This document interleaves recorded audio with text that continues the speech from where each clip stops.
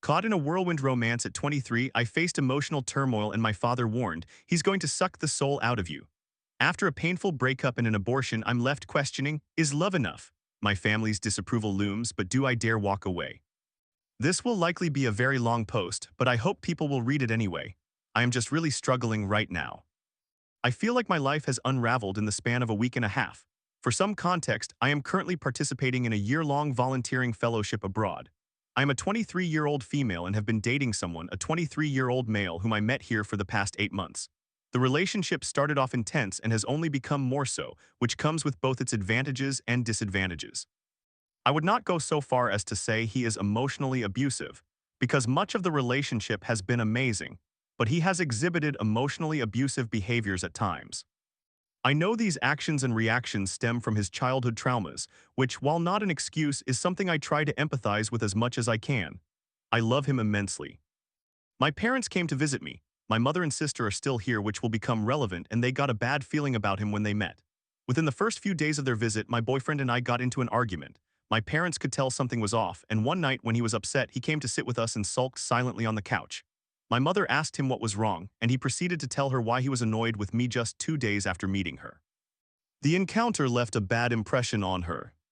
There were other things that made my parents wary of him, but in the interest of not making an already long post even longer, I will skip those for now. One afternoon, my father sat me down and had a conversation that scared me. He told me he had a bad feeling about my boyfriend, that there were a lot of red flags, and that he is going to suck the soul out of me. My father has never said anything like that to me before. The argument my boyfriend and I had ultimately led to me ending the relationship. It followed the same pattern many of our arguments do, and I was left with the same familiar feeling. For some context, I had given him some valid, constructive feedback delivered respectfully and from a place of love. At first, he was receptive, but the next day, everything changed. He mentioned feeling like he made a bad impression on my parents, whom he had been eager to gain the respect of. And I told him that while they do have concerns about him possibly lacking grounding in his life, they do not think he is a bad person. The day after that conversation, he sent me a barrage of what felt like manipulative messages, saying he would not tolerate being judged for being lost in life by people, my parents, who have their own history of emotional instability, and that he will not apologize for not coming from a warm, elitist family, etc. I responded respectfully and rationally, but I often feel like he uses language that paints me as the villain and himself as the victim. That was the feeling again this time. He told me he would not speak to me in person unless I apologized. My parents' reaction to him honestly solidified something I had already started to become aware of, that there is something unhealthy in the way we communicate, and I was tired of being in this position. I felt like he lacked accountability and twisted my words. I know he has shown some unhealthy behaviors. My decision to end things did not come out of nowhere. For a while, and still even recently to some extent, he is fixated on people from my past, getting angry and jealous over things that happened before we met. Eventually, I ended up having to apologize for my own past and take responsibility for how it made him feel, rather than him learning to accept that I have a past. I often felt like he could go from praising me and making me feel like the most amazing person one moment to making me feel like the worst person in the world the next. This post would be endless if I shared every example. Despite all of that, this has also been a love unlike any I have experienced. Deep intimacy, expressiveness, vulnerability, chemistry. He makes me feel like the most beautiful girl in the world. He is wise, intelligent, curious, funny, goofy, loving, expressive, genuine, sensitive, emotional, and intense.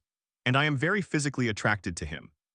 Fast forward 3 days after the breakup, I found out I am pregnant. I was already feeling heartbroken and devastated. He had asked for space to process the breakup, which was fair. But when I found out I was pregnant, I called him and he told me to come over. We spent several nights together that week. I leaned on him for support. I needed his comfort. I told my family, but the support I needed at that time was not from them. My parents were critical of my decision to be with him. He was very supportive through the pregnancy, and although we touched on our relationship here and there, it was mostly about being there for each other through this awful experience. I had an abortion last week, and he was with me during it. I'm still holding on to hope that our relationship can be repaired because I love him. However, everyone in my life who has met him has shared similar concerns.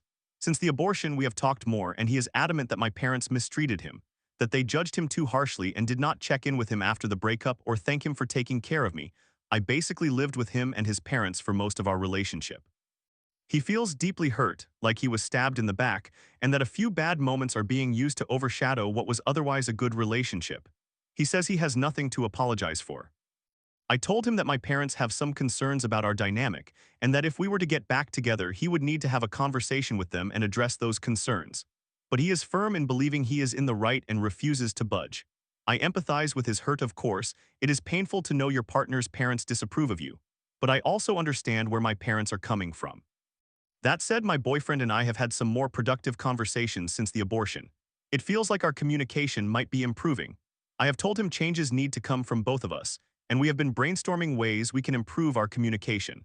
We have identified that it is not a feeling that is wrong, but our actions or reactions in response to those feelings that are. I keep going back and forth between thinking about all of the unhealthy or difficult parts, and that it is not going to change, and being reminded of how much I love him and how much I would miss him, feeling hopeful about fixing things between us. But the hormones have made me feel so emotional and low. I will just cry uncontrollably. I feel perpetually lost. I do not know what I am going to do next. I had been planning on moving here partly because of him, but now I do not know. I do not know what I am doing in terms of career or finances. I am unsure about our relationship. The thought of losing him makes me feel sick. If we can repair the relationship, it is important to me that my family and friends approve and that he likes them too, but I do not know how we can come back from this. He is insistent that my family owes him an apology, and I know they will not apologize because they do not feel they have done anything wrong. I do not have many friends to lean on here, and while my friends back home are supportive, they are far away. I am still leaning on my boyfriend, but I am confused about where we stand. I feel overwhelmed and criticized, and I have been taking on so many emotions that I am just drained. I feel really down about myself. I think a lot of it is the hormonal crash, but I am at that point where it is hard to see a way forward, maybe because I do not have any clarity about what I am doing next. I will stop here or else I will just keep going. Any and all advice or guidance would be deeply appreciated. In summary, I am in a complex relationship full of a lot of love and passion, but we have been stuck in an unhealthy pattern.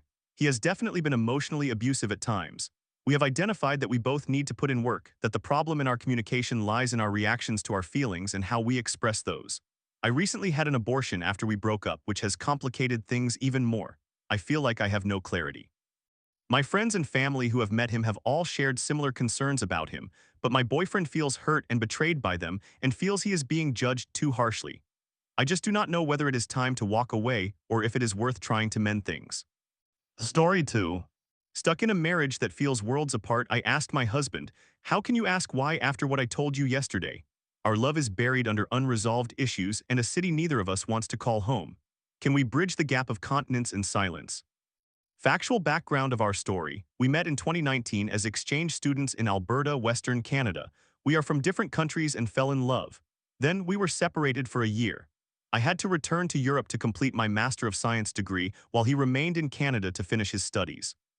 I eventually secured a Doctor of Philosophy position in Canada, in a different province from where we met and where he resided, left Europe and my family and friends, and we reunited after a year apart. While I was working on my Doctor of Philosophy, he moved in with me. He works remotely and can live anywhere. However, he was unhappy with the city and after a year relocated to Alberta to be closer to the mountains. He is very outdoorsy. I could not move with him as my Doctor of Philosophy required me to stay in the city. It was heartbreaking, but I understood he wanted to enjoy life in the mountains and be closer to his friends. We maintained a long-distance relationship for almost 2 years, seeing each other every other month for a few days. In April 2024, I was in the writing stage of my Doctor of Philosophy, which allowed me to move to Alberta where he had always dreamed of living with me. We had a good summer together. I was writing my thesis. During last summer, I started looking for jobs since my stipend had ended, but I still had nearly a year left of work on the Doctor of Philosophy. I was financially dependent on him, which I wanted to change. A good job opportunity opened up in my Doctor of Philosophy city, which he dislikes, and from which I moved a few months earlier. The job was too good to pass up, so I applied, had an interview, and received an offer a month later. I immediately called my soon-to-be husband and asked for his thoughts on whether we would move back to the city he disliked for the sake of my career. He agreed, and that is where we currently live. We got married in the fall of 2024. General feeling about the situation: I left Europe to be with him. The Doctor of Philosophy was a great way to immigrate and I loved my research, but fundamentally I am in Canada to be with him. The issue is that neither of us is living where we truly want to be. I would love to return to Europe to my roots and my family. He wants to live in Alberta, close to the mountains. Canada is his dream continent, he says. Before my Doctor of Philosophy, I traveled extensively and understand that there are more suitable places to live than where we are now, even compared to Alberta. Throughout the relationship, I was transparent about my desire to move back to Europe someday. Up until the wedding, we discussed that once he secured the immigration documents he required, we would move or at least seriously consider it. Now he firmly asserts that he will never move and wants to settle in Canada forever.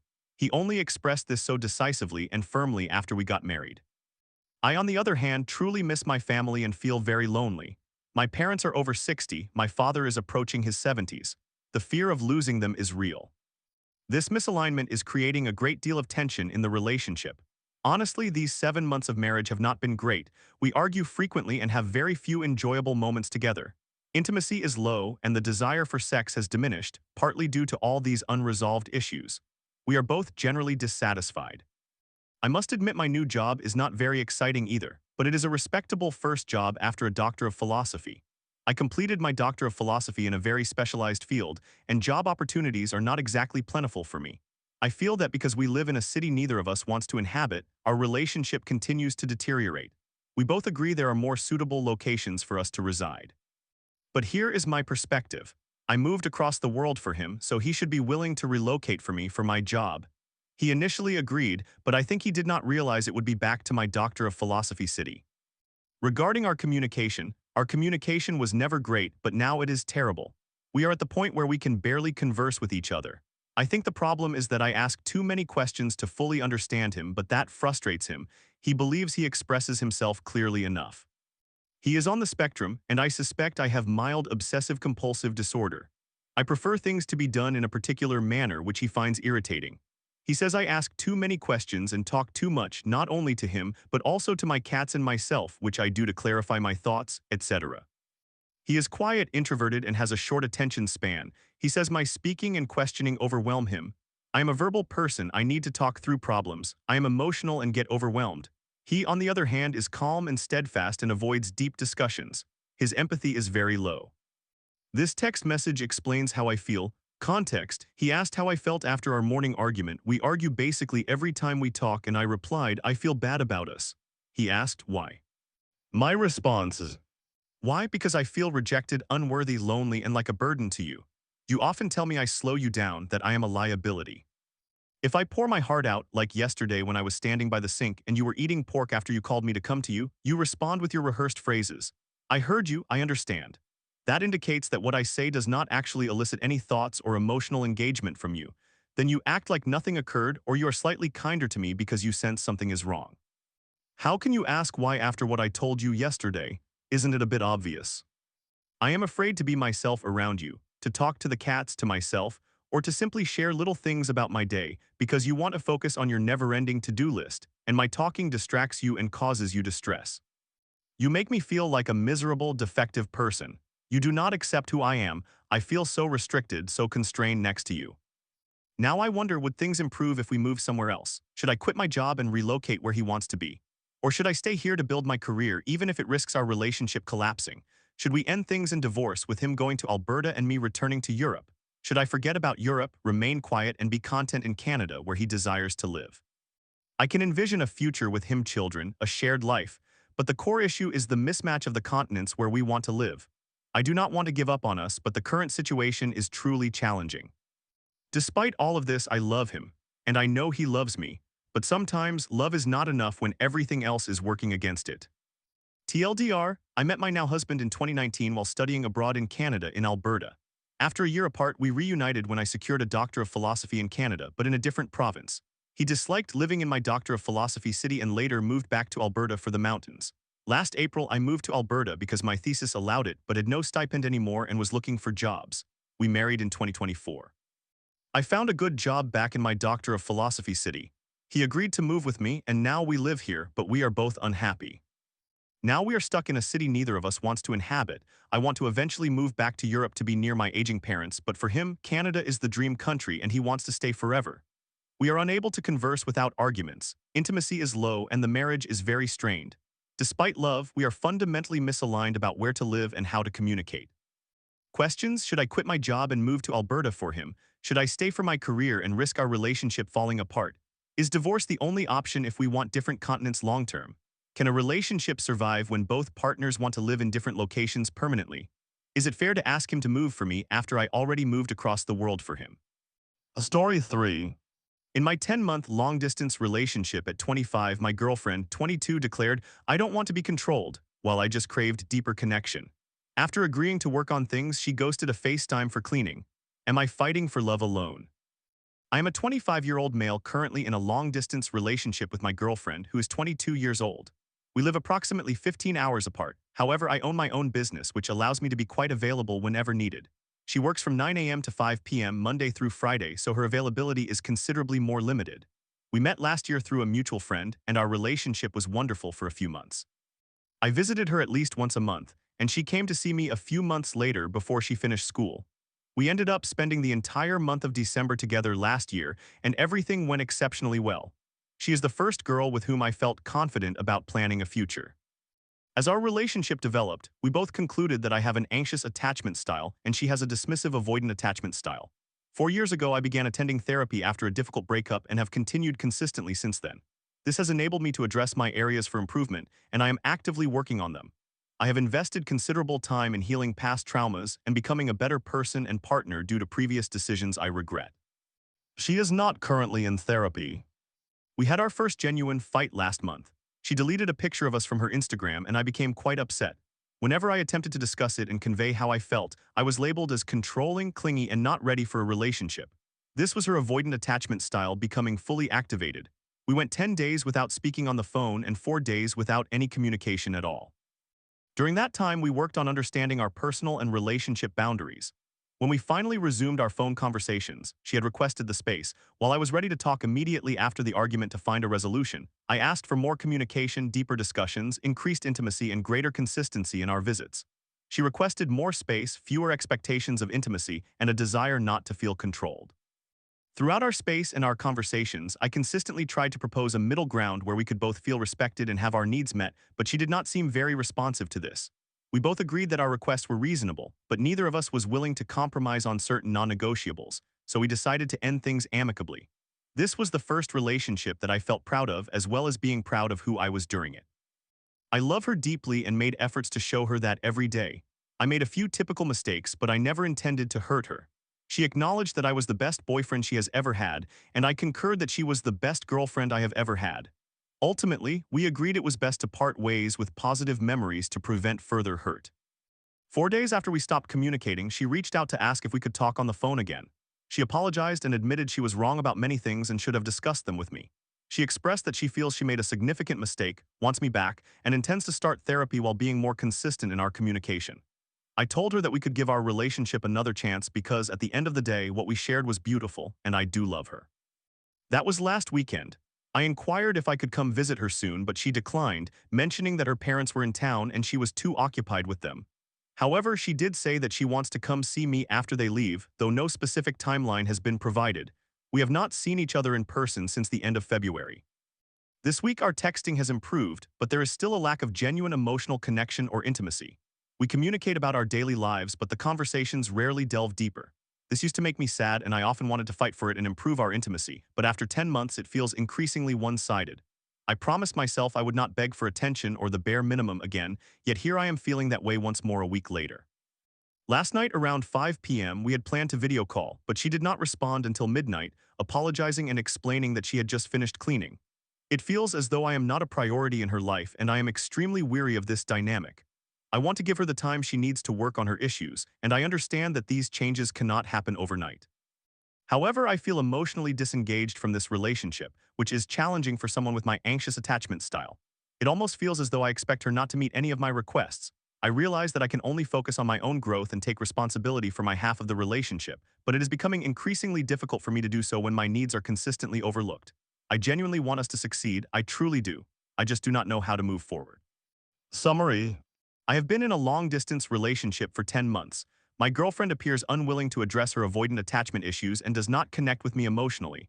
She avoids conversations about feelings, our future, or anything of substance. While she is a wonderful person, I need more in a relationship and have communicated this to her. She claims she intends to work on it, but my confidence is dwindling. It feels very one-sided, and I realistically do not see how we can grow as a couple.